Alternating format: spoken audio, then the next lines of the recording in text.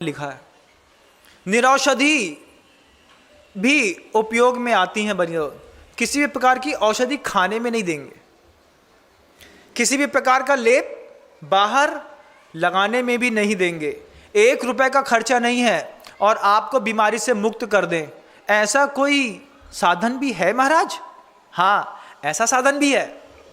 ऐसा साधन भी है कि एक भी औषधि नहीं खानी पड़ेगी, किसी भी प्रकार के डॉक्टर के पास नहीं जाना पड़ेगा। सबसे परम चिकित्सक जो हैं, महावैद्य जो हैं सृष्टि के, परम भट्टारक अनंत देव, उन्होंने अपनी देशना में कहा कि अगर आप रोग मुक्त नहीं हो पा रहे हैं, 1000 लाखों दवाइयां खाने के बावजूद, पीठ का, पेट का, सिर का दर्द नहीं जा रहा है, आपको लाख खाने के बावजूद आपके कब्ज की शिकायत ठीक नहीं हो पा रही है, आपके सारे उपक्रम करने के बाद आपका कैंसर, टीबी ठीक नहीं हो पा रहा है, आप क्या करिए? कुछ सूत्र दिए, 7 साधन बताए। आपका समय होने को आया, आप कभी आगम ग्रंथों में टटोलिएगा, मैं 7 साधन के नाम बता देता हूं। सबसे पहला एक साधन बताया, बिना औषधि के रोग ठीक करने का उपाय गुरुदेव कहते हैं अनशन स्वीकार करो, उपवास। यह भी एक चिकित्सा है, इसमें कुछ खाना नहीं पड़ता, बस किसी चीज को थोड़ा विराम दे देना पड़ता है।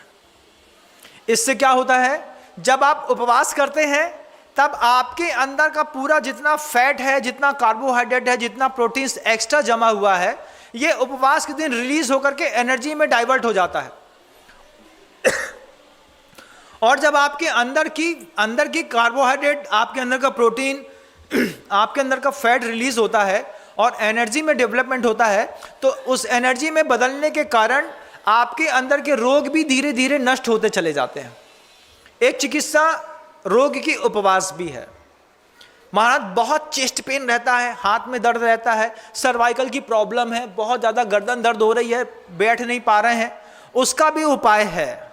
गुरुदेव कहते हैं उसके लिए अवमौदर्य स्वीकार करिए, आधा पेट खाना खाने की आदत डाल लीजिए, आपकी पूरी फिजिक का सर्वाइकल अपने आप ठीक हो जाएगा। आधा पेट सहन नहीं होता महाराज जी, तो फिर दर्द होगी। जब आपको पता चले कि 40 की उम्र के बाद आपकी फिजिक में वायु विकार बहुत ज़्यादा बढ़ने लगा है, जब आपको बहुत ज़्यादा गैस्ट्रिक प्रॉब्लम रहती है, हार्ट स्ट्रोक लगता है, आपके हाथ में, दाएं बाएं हाथ में दर्द रहता है, आपकी जांघ मूवमेंट लेना बंद कर दिया है, उसके लिए गुरुदेव ने कहा क्या करें हम? पेट से आधा भोजन, आधा पानी पीजिए, आधा भोजन कीजिए, दुगना पानी पीव, तीजो श्रम चौथी हंसी, वर्ष 125 जीव। भोजन आधा पेट कर दीजिए, लेकिन हम ठूस ठूस के कहाँ तक, यहाँ तक भर जाए, अभी थोड़ा जगह है एक रसगुल्ला खाने की और दे दो, खा लिया। अब क्या है, अब जैसे ही वो अंतिम रसगुल्ला पेट के अंदर जाता है, पेट के अंदर का पूरा कंटेंट चुपचाप बाहर आ जाता है। ओवर ईटिंग से भारत में जितने लोग मरते हैं, इतने लोग कुपोषण से नहीं मरते। गुरुदेव कहते हैं अगर आपको बिना औषधि की चिकित्सा स्वीकार करनी है तो आप अनशन ले लीजिए, आप अवमौदर ले लीजिए, उसके बाद भी अगर रोग ठीक ना हो तो आपका दिमाग खराब है, उसके लिए प्रायश्चित करिए। कई बार रोग तन में बाद में दिखते हैं, मन में ज़्यादा रहते हैं। बहुत ज़्यादा हिंसा करने का भाव हो रहा हो, बहुत ज़्यादा ईर्ष्या परेशान कर रही हो, बहुत ज़्यादा लोभ परेशान कर रहा हो, हाव हाव हाव हाव में लगे हैं, उस वक्त गुरुदेव कहते हैं प्रायश्चित करो, प्रत्याख्यान करो, मैं इस चीज का त्याग करता हूं। त्याग करने से क्या होगा, कम से कम तत्संबंधी आसक्ति उतनी देर के लिए छूट जाएगी। आज आप देखिएगा पूरी दुनिया में किस तरीके से आप नेटवर्क मार्केटिंग होने लगी है। अमेजॉन से और दुनिया भर की चीज से, फ्लिपकार्ट से आप लोग सामान खरीदते हैं कि नहीं? खरीदते हैं महाराज जी। छोटा सा संकल्प कर लो पूरे परिवार को, घर को सुख करने के लिए। क्या छोटा सा संकल्प है? मैं प्रत्याख्यान करता हूं। किस बात का? इस बात का कि मेरे घर से 1 किलोमीटर के डाइस एरिया में जो चीज उपलब्ध होगी, मैं उसको कभी भी फ्लिपकार्ट और अमेजॉन के माध्यम से नहीं खरीदूंगा। एक छोटा सा प्रत्याख्यान, आपको पता है ये छोटा सा प्रत्याख्यान आपके साथ साथ सामने वाले परिवार के अंदर भी सुख और शांति लाएगा।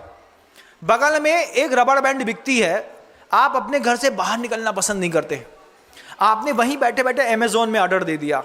आप अगर ये प्रत्याख्यान कर लें कि हम अपने डाइस एरिया में जहां भी रहते हैं 1 किलोमीटर तक जो भी चीज दुकान में उपलब्ध है उसको हम ई ऑर्डर से के माध्यम से नहीं बुलवाएंगे। इससे कई व्यापारी बच जाएंगे, कई लोगों का घर बच जाएगा और आपकी मानसिकता स्वस्थ हो जाएगी। और थोड़ा घर से बाहर निकलोगे, धूप लगेगी तो थोड़ी त्वचा के विकार भी खत्म हो जाएंगे। बंधुओं, बहुत सारी चीज़ें मिलती हैं, बस सोच समझ की बात है।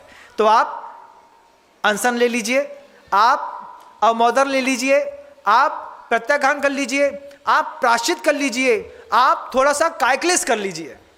कायक्लेश कहते हैं फिजिकल एक्टिविटीज़ को।